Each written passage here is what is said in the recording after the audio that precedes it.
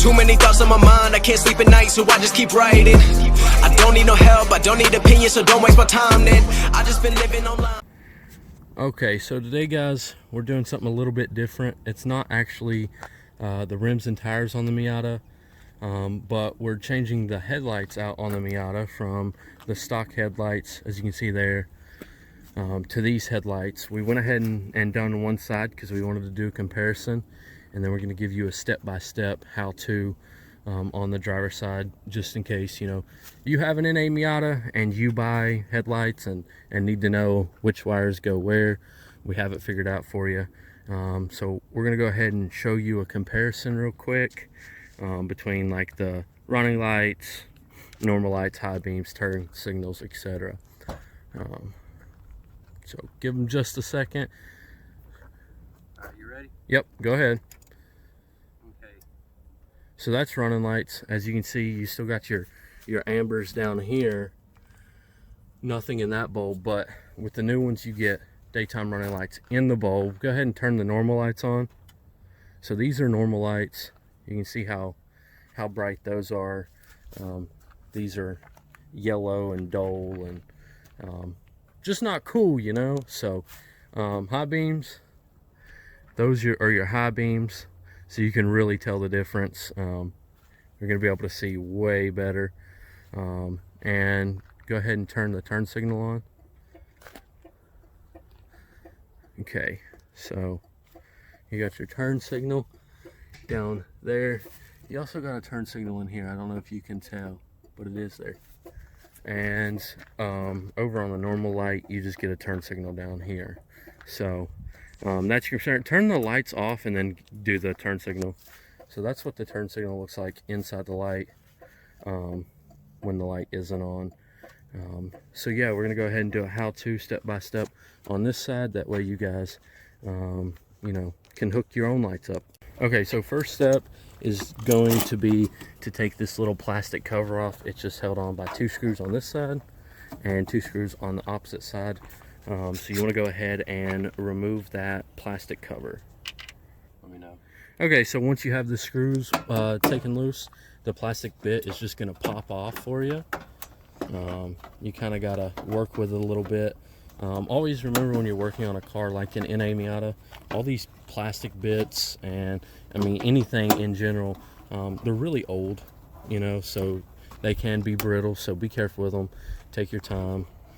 Just work with a little bit and it'll come off of there. So give us just a second.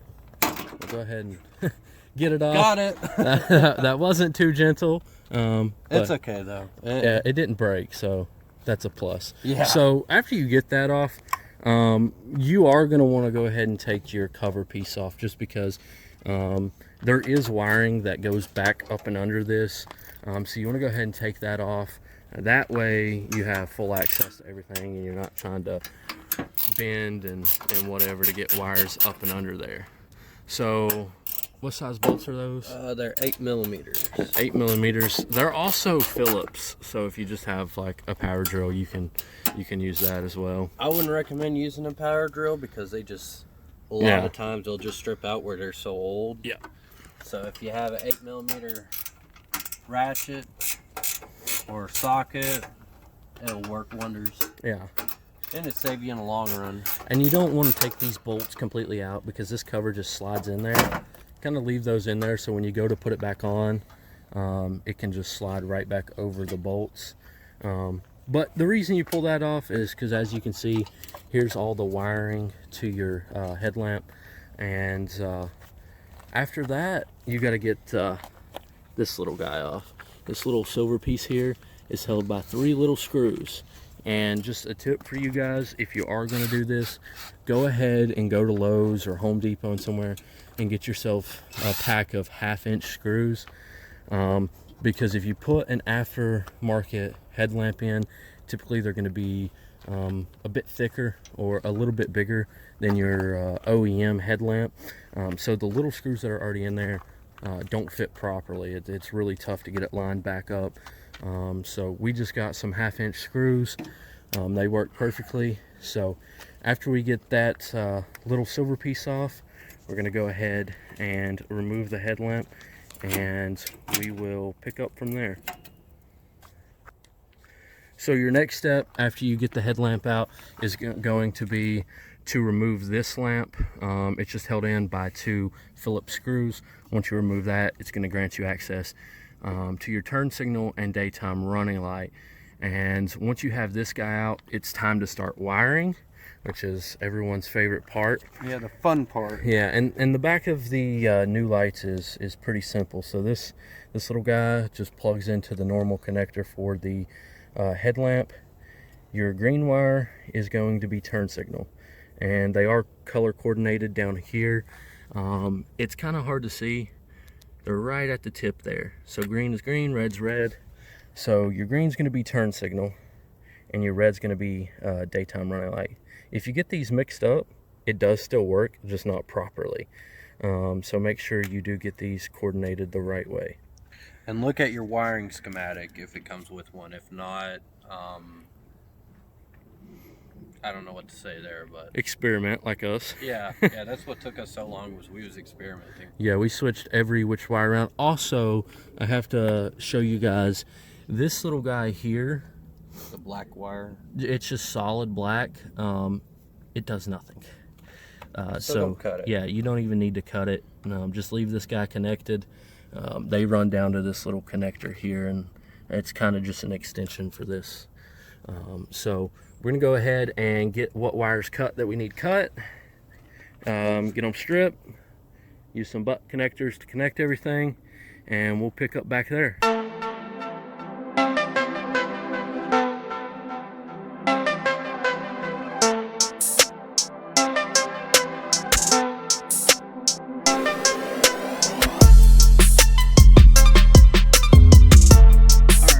I just got done doing was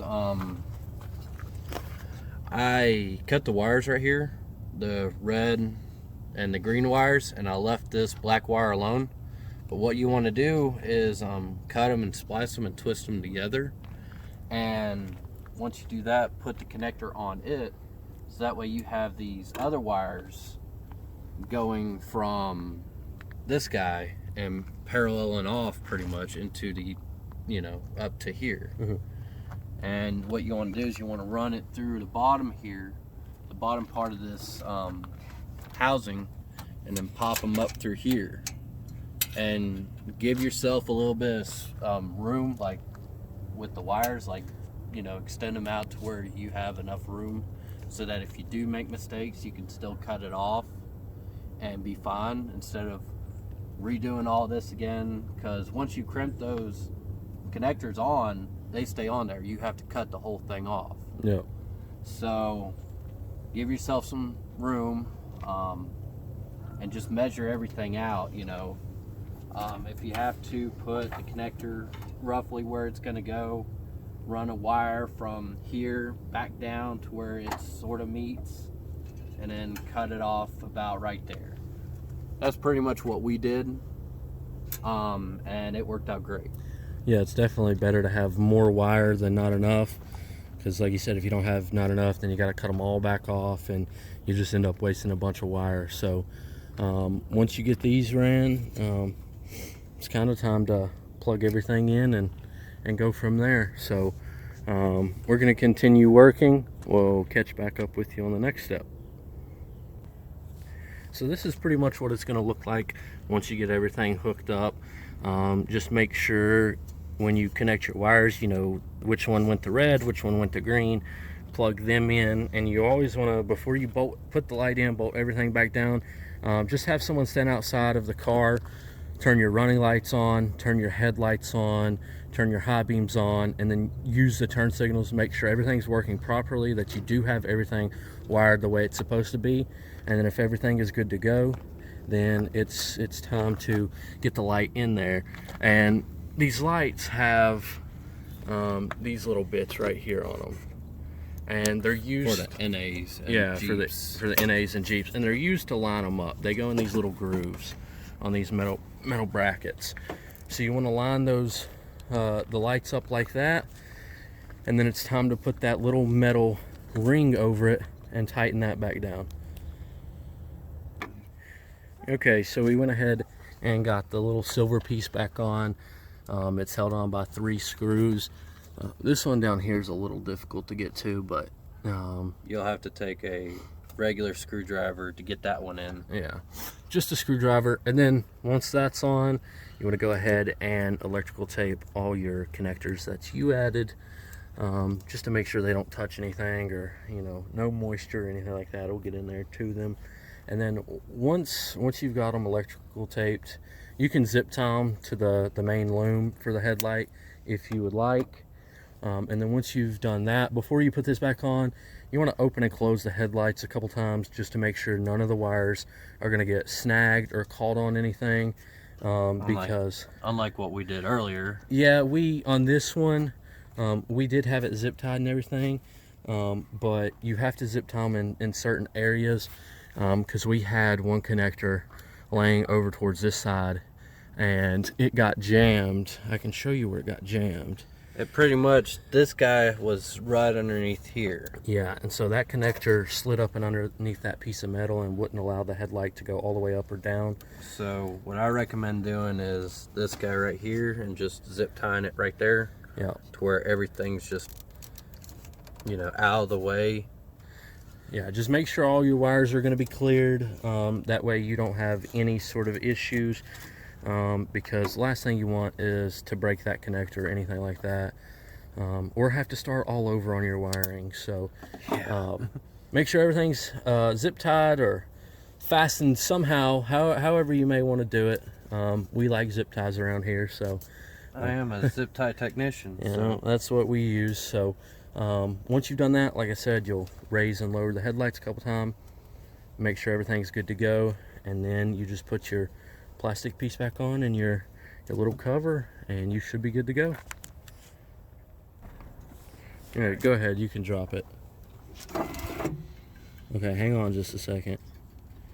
We're gonna need to move this, because when it went down, that's what happened last time. That connector falls right underneath. Oh yeah, there. I didn't connect it. So what I'm gonna do?